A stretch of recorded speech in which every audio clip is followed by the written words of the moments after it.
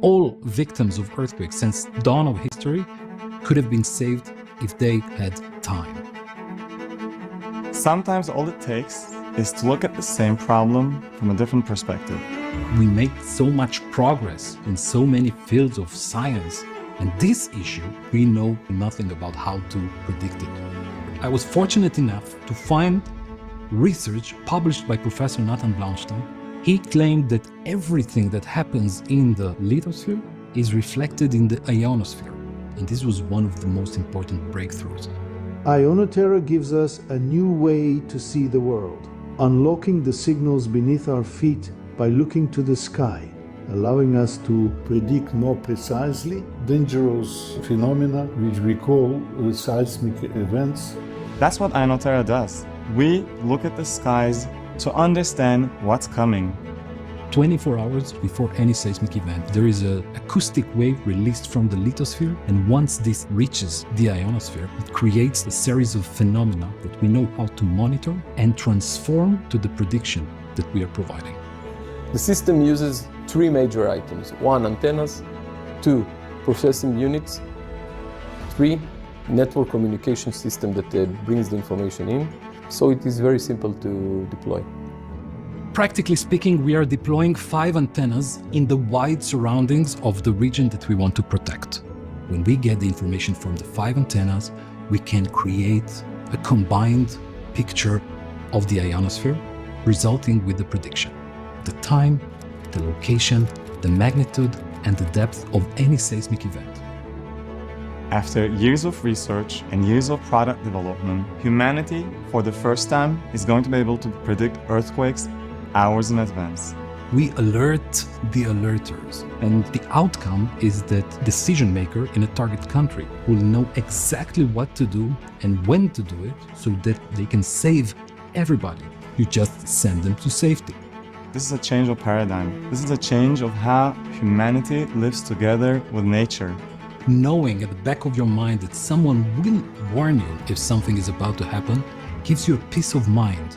And this team is like a puzzle that came together, that made it possible to turn a scientific theory into a real product that can actually save lives. We definitely cannot prevent it, but we today can predict it. The future isn't something to fear, it's something we can shape. Join us in predicting a safer future.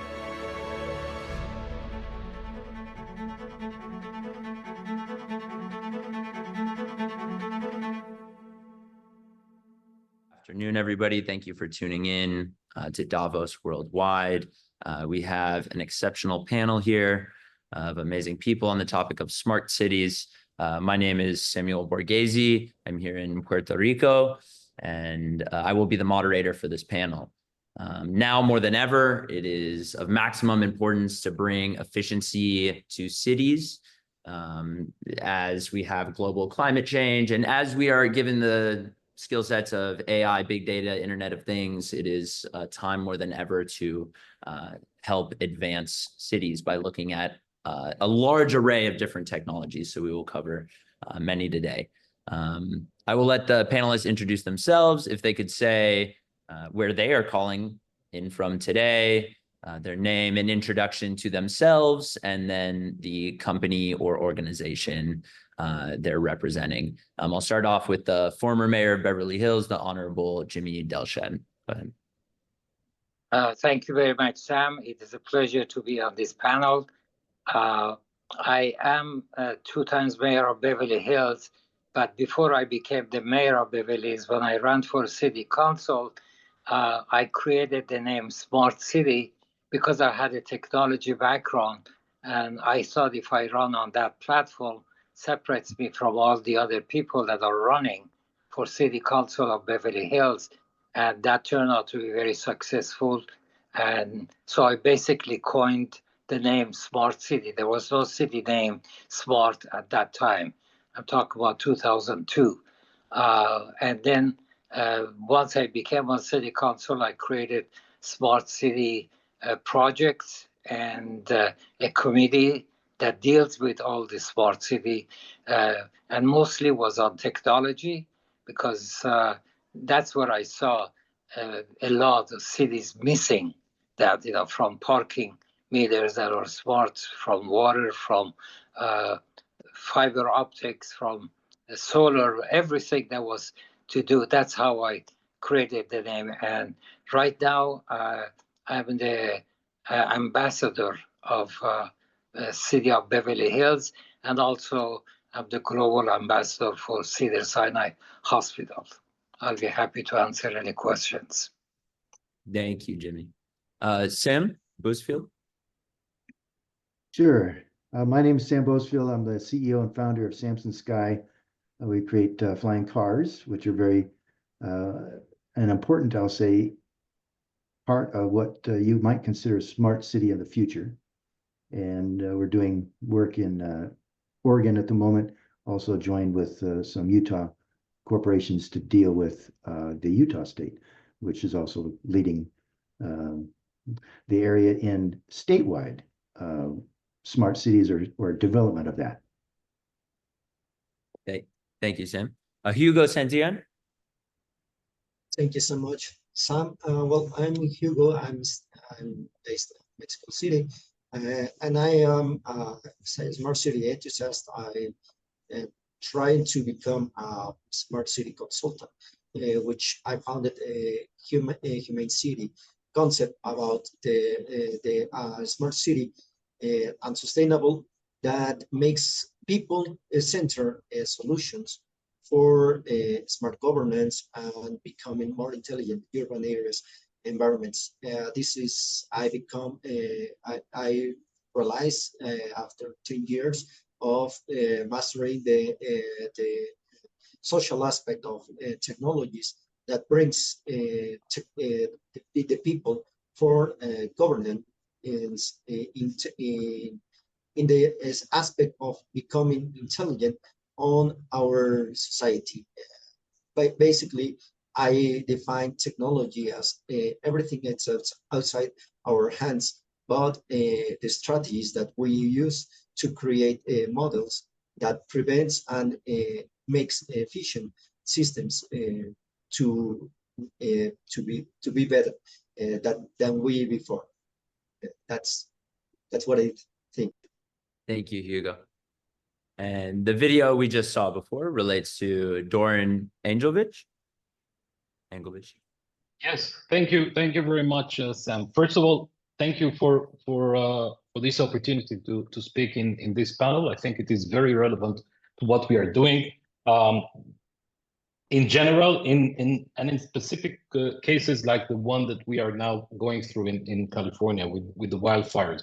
My name is Doran Angelovich. I'm co-founder and CEO of Ionotera. We developed a technology to predict earthquakes 8 hours in advance by providing the time, the place, the magnitude, and the depth of any seismic event from 2.5 in Richter scale and above. That means that we see everything in terms of seismology. Our technology is different than what is used today. Today's systems are providing few seconds because they are looking down into the lithosphere, into the ground, and they are basically identifying the earthquake once it already started. We are tackling this problem from a different angle. We are looking upwards to the ionosphere, and we are identifying acoustic waves that are released to the ionosphere around 24 hours before any seismic event. We harvest this data and we transform it into the prediction that we are providing. Technology is patented both in the US and Japan, and we recently deployed our first ever system in California to cover the greater Los Angeles area. We are very excited about it. We consider California to be probably one of the most important places where we can start with. And I'll be more than happy to answer questions and to show exactly where Ionotera is becoming the missing link that will enable smart cities to be fully prepared in cases of earthquakes. Thank you. Very relevant to today. And Anna Cardona. Hi, everyone. Thank you so much. I'm Anna Cardona. I serve as Tate County's Economic Development Foundation Executive Director.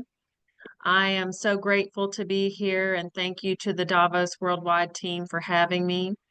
I come from a unique perspective in that my Tate County is a rural county, and we are laying the foundations for smart technology and infrastructure. I started this job back in August of 2024.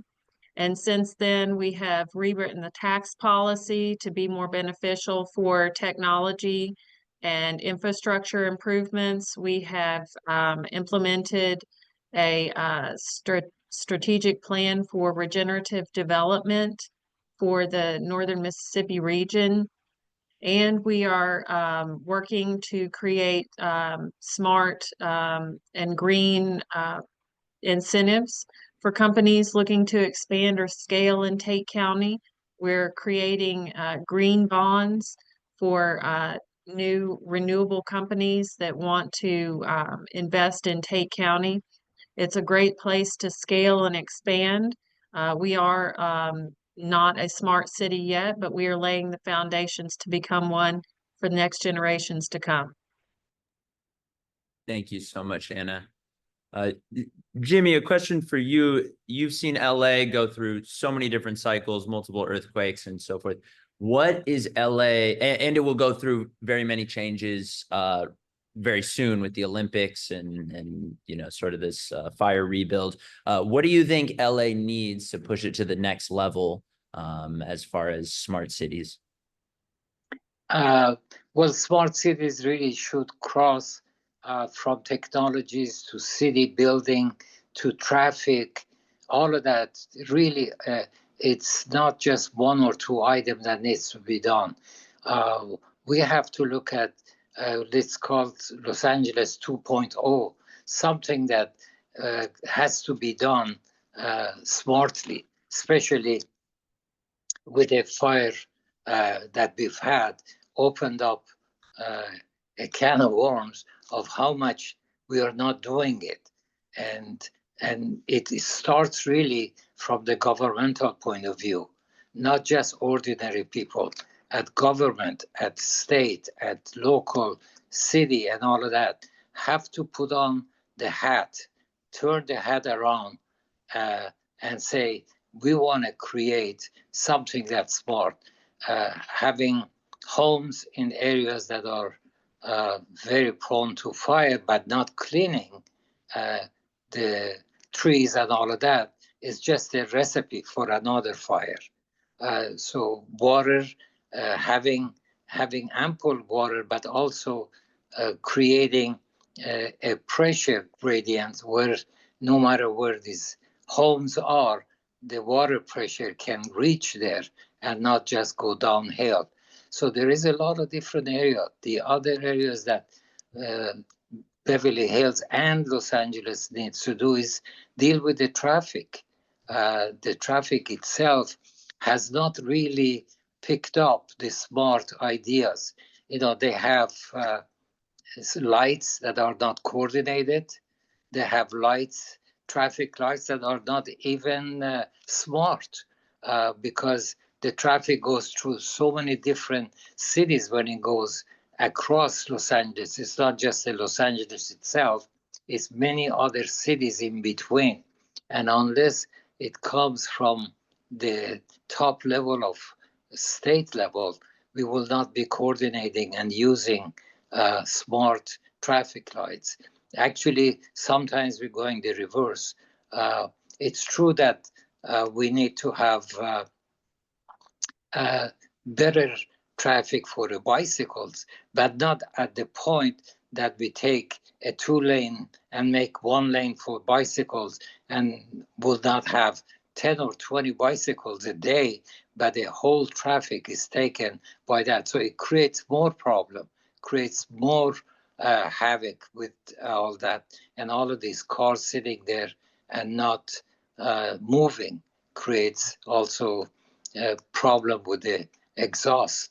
So it really needs a 2.0 thinking at the level that whatever we do in Los Angeles going forward has to take into account more than one or two things to do.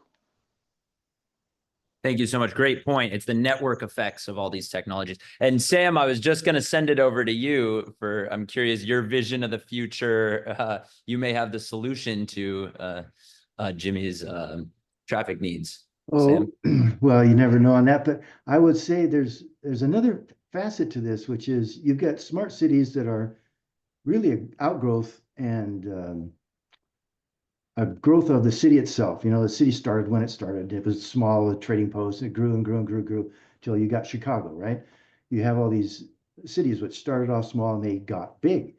Well, that kind of a city to go smart really has to kind of incrementally do it in a fashion that is possible. And so you're talking about Los Angeles, in my mind, talking about Los Angeles with smart traffic lights, I think is a great way to go. I think Jimmy's right on top of that, and obviously smart to figure that one out. But the idea is, I think that you're going to see other cities grow up that will be spontaneous smart cities, like the ones that are being proposed in different parts of the US and different parts of the world, where they're building a city from scratch to be a smart city, a city of the future. So you kind of have these two ways of getting there.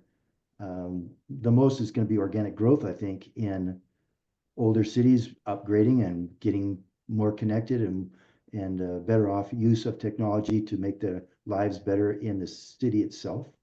And then the smart cities that grow up kind of like the new generation, right? And they just start off that way and hopefully leapfrog some of the problems that the rest of the people are going to have to face with. Great. Hugo, you wanted to comment on this? Sorry. Well, maybe I will be the black sheep on this panel on this very specific question, because I think that yes, we need smart traffic lights. We need solutions that promotes the mobility from particular vehicles, private vehicles, to get to the point A to B. But I will rely on sustainable transportation. We need, and it's a common mistake that everybody in some regions to create 2 or 3 levels of highways that creates a better solution for private vehicles, and increasing that policy creates increase the traffic on urban areas. My bet on this, it's well, it's a mix on active transportation and public transportation. We as governments should invest on public transportation and make people to get comfortable to their works, rather than by walking and cycling, rather than using use private vehicles. As some presents the motion on cities getting bigger. It's the same here in Mexico. We have at least we expect 3 hours a day. We spend 3 hours a day by commuting to our works, to our education or something like that. And yesterday, to point an example, I spent 3 hours doing my commuting in 10 kilometers.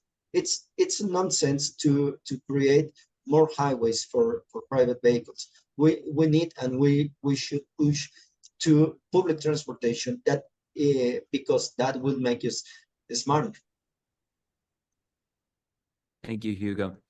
And right, it's not one size fits all for what smart cities will help inside of a city. I'm sure Anna in Tate County, you don't have to deal with traffic so much. What do you guys see as the largest issue that will be solved by a smart city technology? Well, right now, I don't know if you've ever watched the documentary Kiss the Ground, but we're really focused on regenerative agriculture and regenerative development. That movie highlighted the fact that a lot of farmers in Mississippi only have 60 harvests left before the topsoil is completely eroded, which is a shocking statistic. But it's very important for us in northern Mississippi to take heed of this and to start implementing regenerative practices in our agriculture and in our development. For instance, one very small thing that we're looking at creating policy around is water collection systems. Instead of having gutters and retention ponds, we're looking at implementing regenerative principles to where we have water collection systems and irrigation, rainwater collection and irrigation with that water. So small pivots that make a huge difference and start really taking care of the environment. That's just, that's not a technology to answer your question. Some of the technologies that we're looking at are based around farming. So, but also renewable energy. We have a big focus right now on renewable energy companies. We're working with 2 different hydrogen fuel production companies. So we're positioning ourselves as the regenerative development hub, but also the hub for sustainable energy production in Mississippi. Very interesting. Thanks, Anna. Originally, Mr. Jimmy went into how it's about the integration of all these technologies. Doran, I'm curious, what does it look like? Your system fully integrated your dream into a smart city. There's this earthquake prediction mechanism. How does that get amplified by the rest of the city? So first of all, creating the technologies took a lot of time, and we are the first, as far as we know, who made it happen. It took like 30 years of research. And one of the most important questions that we wanted to answer was, what would be the most important part of what we are predicting? So going into details of all the victims, what is common for all the victims of earthquakes since dawn of history is that if they would have enough time, they would be saved. So time is the biggest issue here. Now, time is a problem which is hitting walls of technology, because systems today which are providing few seconds lose a lot of seconds when trying technologically to go through the bottleneck of sending, for instance, 1.5 million SMS messages in 1 second or in 2 seconds. Now, this is not happening. This is why some of the messages are getting to the end users after the earthquake already happened. So there are 2 problems here. First of all, we didn't give enough time to this citizen to take cover. And second, he loses faith, or he loses, the system loses some kind of credibility. So the next time there will be a warning in his smartphone, he might not take cover. So this is something that we gotta take off the table. The ability to predict 8 hours in advance gives you plenty of time. If you combine it into a smart city system, the smart city system can decide upon very simple decisions what they should do, whether they should cut off gas and electricity, and that's all, because this is preventing the explosions and the fires right after the earthquake, or whether they should stop fast trains going at 100 miles an hour, or whether they should actually evacuate a part of the city. Our prediction is very accurate in terms of location, not only in terms of time and the magnitude, but also in location. We are providing a prediction of where the epicenter is going to be with accuracy of 6 kilometers from radius of the epicenter. So you don't have to evacuate all of Los Angeles. You can only evacuate one part of the city or one neighborhood, and that's enough. And smart city is the best solution to take this information from its source, from Ionotera, and deliver it through its system to the decision makers, being the mayor or governor or whatever emergency service, and they on their end will know how to further take it until it gets the end user that knows exactly what to do, whether he should take something from his house and go to an open field, or whether he should stay put, or whatever. Administrating this huge, massive movement of people from one place to another, or just stopping them from having gas and electricity, is something that is a perfect fit for smart cities. They will know how to identify and to isolate the heat region, the place where the earthquake will hit. And eventually, the outcome is that we will save lives. I want to remind you that earthquakes killed 800,000 people during the last 20 years only. So we are talking about huge loss of human casualties. And it will reduce the damage. We cannot, of course, undo the earthquake, but we can definitely reduce the damage, because earthquakes themselves don't kill. Buildings falling down kill. Fires kill. Explosions kill, and so on. This is the outcome of earthquakes hitting cities. If you will stop gas and electricity in a timely manner, the explosions will be prevented. If you will stop all kinds of processes in a timely manner, like cooling down nuclear facilities, like stopping fast trains, like getting your data safe, like stopping all kinds of factories from working, production lines, being cars production or semiconductor production, it will make them save a lot of money in repairing afterwards the production line, and they will return to production much faster than they would if the earthquake will happen when they are producing. So it is surrounding many aspects: financial, human, life-saving, fires that will not happen.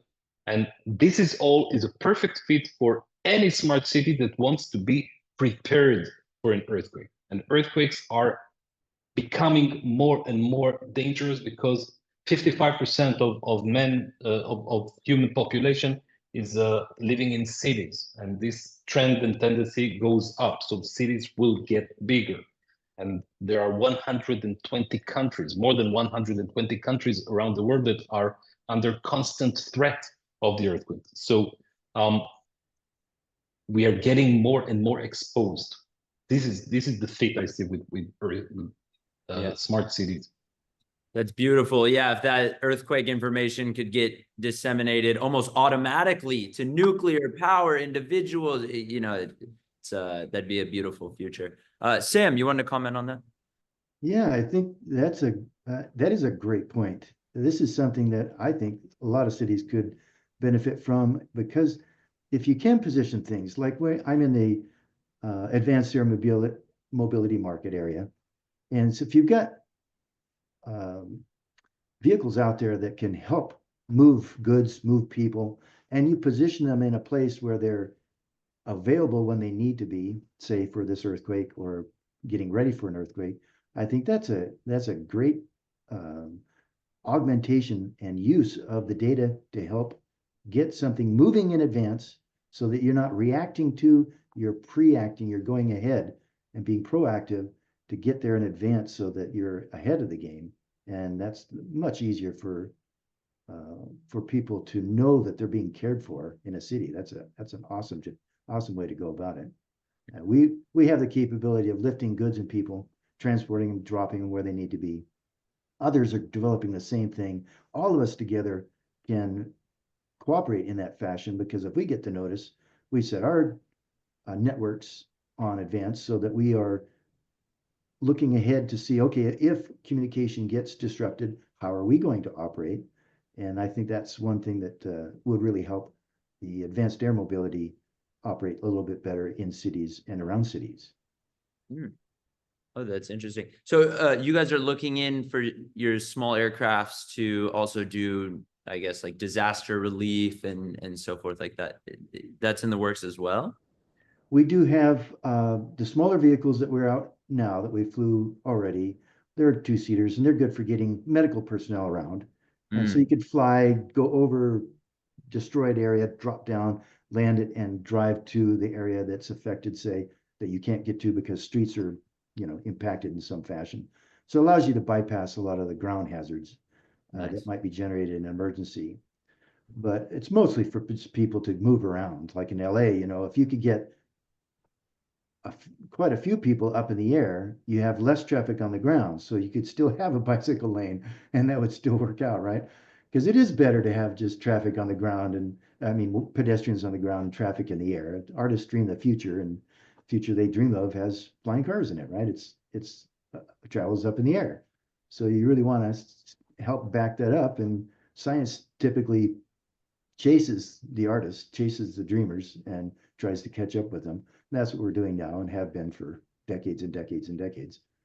So yeah, we'll do that, but we have bigger things in the works too. We're working with 47G in the state of Utah. They're gangbusters on getting that kind of mobility for the whole state and able to connect their cities. And what they want to do is bring the outer cities and have them take advantage of Salt Lake, which is a bigger metro area, and use the sports facilities and, have access to concerts and other things that are a big city can generate and big city can support, but the little cities necessarily can't. But if you had the transportation system, you could get people to use it, then that makes that a viable way to go, connect to cities throughout the state. Yeah. Excited to hear more about that as the panel goes. Jimmy, you had a comment. Yes. Yeah, I wanted to first thank Doran, for bringing the idea of earthquake not prevention, but also not prevention, but letting us know ahead of time. What we did in Beverly Hills, we created a committee called Just in Case, which means if something happens, we want to get to know everybody. So we were registering many people with information, taxes, and all that stuff, so that if a fire department, somebody knows something, they can transmit the information to a lot of more people rather than sending individual. And also we created water preservation so that we save the water that comes from rain and all of that. But Doran's technology would fit California very, very well. Could be a great additive to what we do. Also, what it does when people are getting information, they don't know what in case means, just in case happens. But if they have something like that, they're really motivated to sign up and to get involved in it, because their whole lives and people's lives around them depend on that. So congratulations to Doran, your technology and all that. And it's interesting that your last name starts from Angelo. That's Los Angeles. So it fits. It fits very well in Los Angeles. I hope you bring your technology from Israel to Los Angeles. I had a question. You don't have that many earthquakes in Israel, do you? We are under. We are waiting for the big one. Earthquake has two types of behavior in countries. They are the ones who are constantly suffering and waiting for the big one. So they have smaller ones like 4 or 3.5, like in California. And we have the ones that don't have earthquakes, but only very rare. But they're still waiting for the big one to hit. The last time it happened in Israel was like 110 years ago. And it usually comes after 105. So we are now, we are in time. I see. This is why we chose California to put our first system, because there is plenty of seismic activity, and it is a place where all the other countries are looking at to see what's the newest gadget or the newest technology that is adopted, and they are copying. This is why we chose Los Angeles. Yeah. Thank you. Well, Hugo, you want to jump in? Yeah, well, I also add congratulations to Don.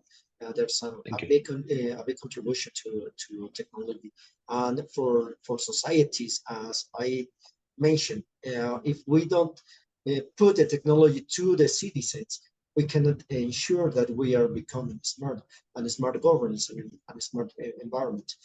My idea it's to create put the right solution into the right people that creates a growing economy and a growing technology that helps people to commute to be together with their own government and make it more sustainable and make it intelligent. Very cool. What governments are implementing some of those ideas now that you're noticing or tapped into, Hugo? Well, it depends. I will bet on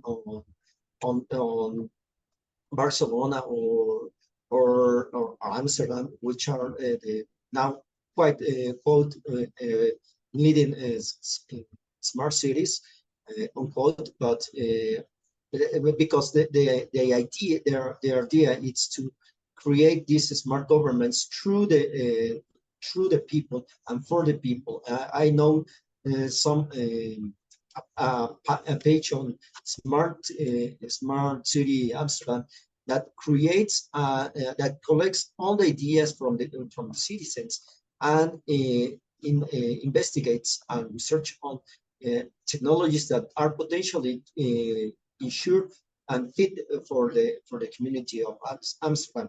In this regard, putting door on technology, I will bet on the state of Guerrero.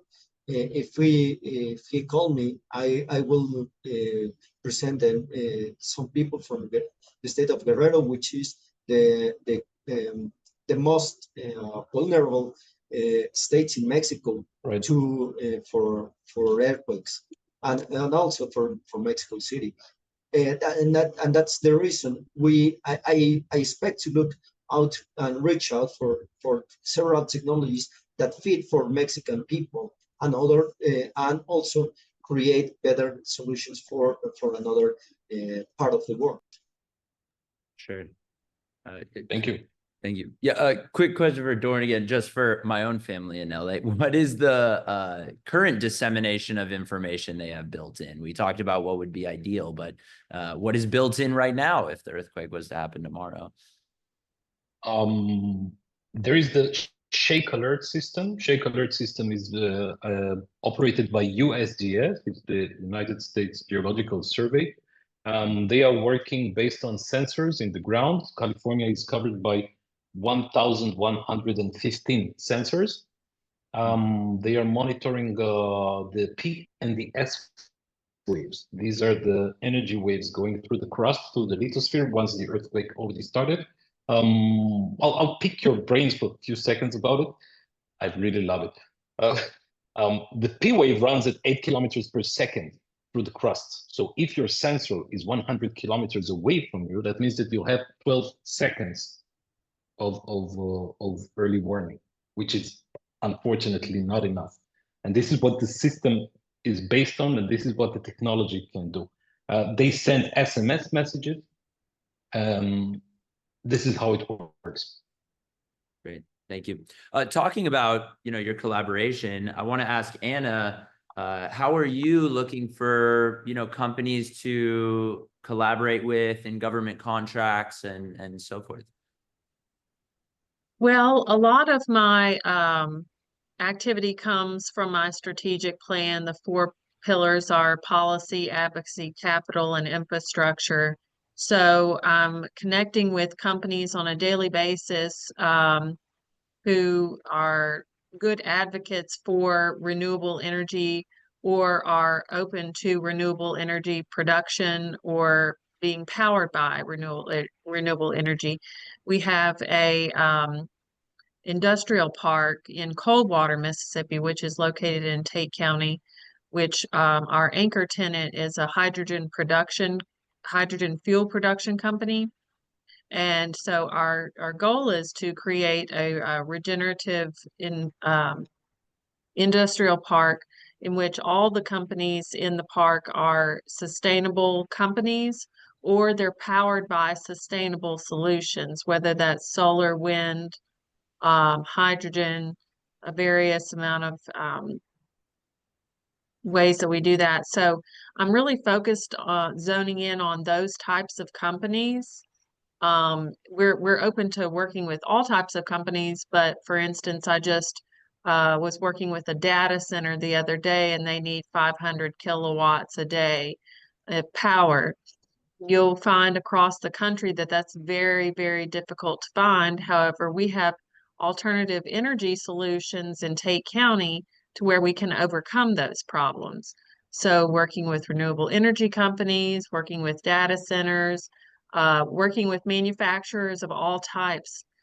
So plugging in with them at site selectors conferences or investor networks or just word of mouth, you know, opportunities like this to get the word out about Tate County and the northern Mississippi region are really great ways to do that. Thank you so much. I want to shift it back to Sam. We all want flying cars, right? The Peter Thiel quote, we wanted flying cars. Instead, we got 140 characters. As you said, it's seen in all art, vision of the future, and so forth. What needs to happen for mass adoption of flying vehicles? I'm sure there's many aspects to it, but I'm very curious. Well, certainly. For one, see, ours operates under existing rules, existing infrastructure. Everything is there ready to go. So it's a ready to go thing. You could use it today. You wouldn't need anything else. And you could still, like being in Los Angeles, you could be in north part of LA, hop in, drive 15 minutes to an airport. There's, I don't know what, 5 to 8 airports down there. Just tremendous amounts of airports. They just take off, skip over the traffic and drop down to the airport that's closest to where you want to go. And then you just drive the last few miles and you're done. So it's certainly bypasses a lot of traffic, gets traffic off the ground into the air. And so that really can happen now. It doesn't have to have any infrastructure changes or anything happen to be able to use it. I think where we're kind of running into it is with the vertical takeoff and landing groups, because they do need that. They can operate out of the airports as well, and that's fine. That's where they can do it, and a few more heliports that are beyond that. But there's a massive infrastructure that has to be put into place before all of those things can be utilized to their fullest extent. And that's one of the things I was looking at when I was talking about smart cities, whether they're the newly built ones where they, from the ground up, they're built that way. So they've got these little vertical ports where the people can land and take off vertically with. In most cities, that's not the case. There's just a few hotels with rooftop mountings for helipads.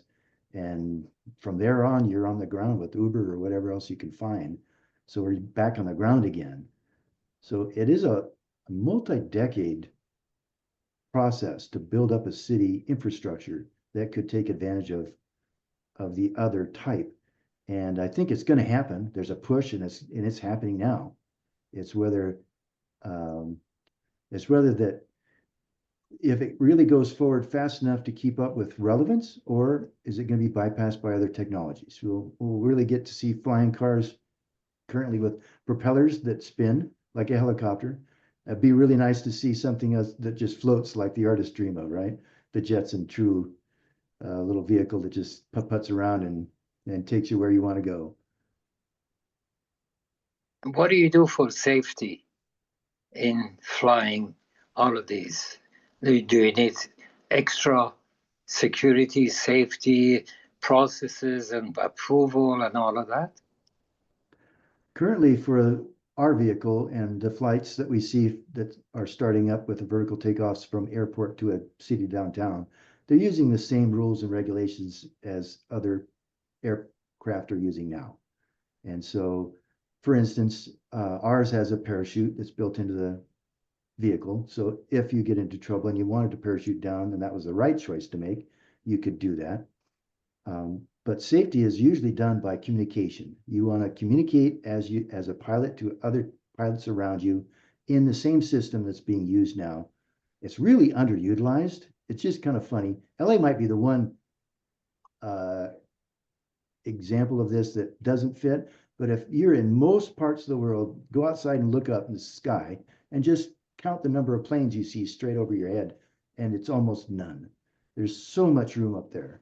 And the other aspect of this is you've got layers. So on the ground, you're channeling, you're all on the same road, you're going the same direction or opposite direction, but you don't have any layers to it. You're divided by the center of the road. In the sky, you have layers. You can go up 1,000 feet, you fly one direction. You want to go, that's getting a little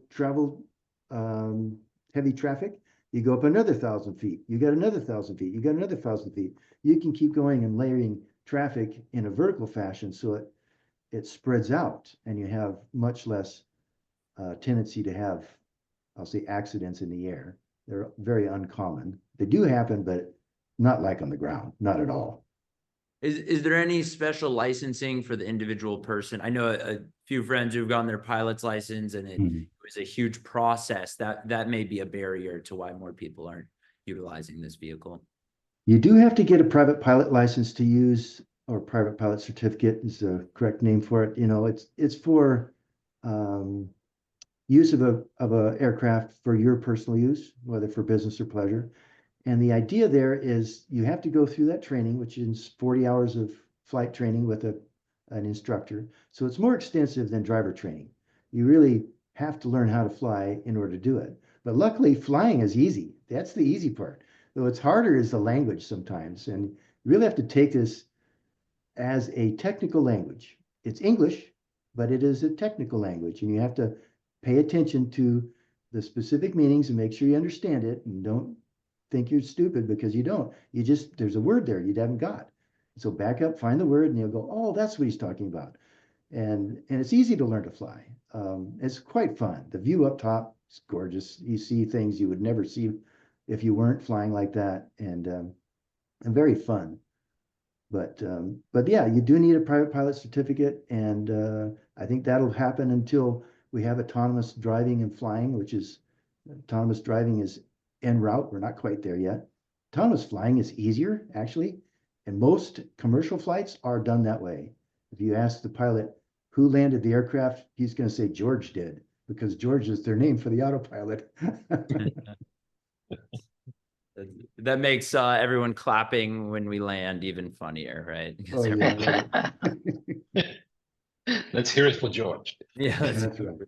George did a good job. When we're not far away, we have a roadmap to where we'll have autonomous drive and fly before too long for our vehicles, which would mean we could do it as a service. You call up Uber or Lyft and say, I want to go over here. And if it's far enough away, they would send one of our vehicles over, say. Right. Jimmy, I mean, maybe just to round trip all this, originally you were saying traffic is one of the biggest issues. Do you know what LA is looking into as one of those solutions? I know, I believe it's Nissan or maybe some other car company was trying to put 5 or 6 heliports all over LA. I don't know. Are you aware of any other things beside the traffic lights you mentioned earlier? Well, yeah, the traffic, the only reason I brought it up because I was very frustrated trying to get our city to move that way. It was easy to figure out. You imagine yourself, you're behind a red light, you're standing there, and there is no other cars coming the other way around. And you and many other cars are sitting there and exhaust. But you can easily figure out that there is no traffic coming across from you. So it could let you go across and save. We do that all the time, and it creates frustration. But I could not get our employees to move that way. That's one of the big difficulties, that we think of what needs to be done, but to get the people that are running the organization to think that way. They all want to stay and don't risk the job, don't do anything special because it may not come across and you might lose your job. So there is a lot of that type of thinking that's going on in the city, in the city hall. But otherwise, the technology is there. It's simple. It's there. Nowadays, they're just everybody can use that, and forget about crossing from one street to another street. All of that is there. The reason I say that because when I ran for the city council, I came up with 11 ideas. At that time, I said these are my 11 portfolio ideas that I want to accomplish if I win. Well, after I was there 8 years, 2 times mayor. After 8 years, when I asked all the department how many smart issues and projects did they do, it was over 200. That means every department did something new. Just give an example of it. If you're in an accident and you're taking you to a hospital, if they can send your information to the hospital ahead of time, by the time you have to get there, they know all about you and they can deal with you rather than going through slow doing registering and all of that. There's so much of that's going on that the traffic was the only one that I was frustrated with. I couldn't get them to move that way. Otherwise, I think as somebody at a higher level, a mayor, can do that of Los Angeles. There are so many counties and all that. Supervisors can do that, come out with ideas or implementation. Another one is really another one that I was frustrated with was getting the electricity, the power lines underground, not over the alleys and over the city, because a lot of the fires are created by spark of the electrical powers. So there is some more to be done, and I'm hoping that as smart city ideas expanded, that all of these would be taken care of. As an ambassador to Beverly Hills or with Cedar Sinai, I get those points across to everybody, try to get them thinking that way, because it would expand. And, maybe using, hopefully someday, Doran's technology with earthquake, that would even make it safer. Thank you. Thank you so much.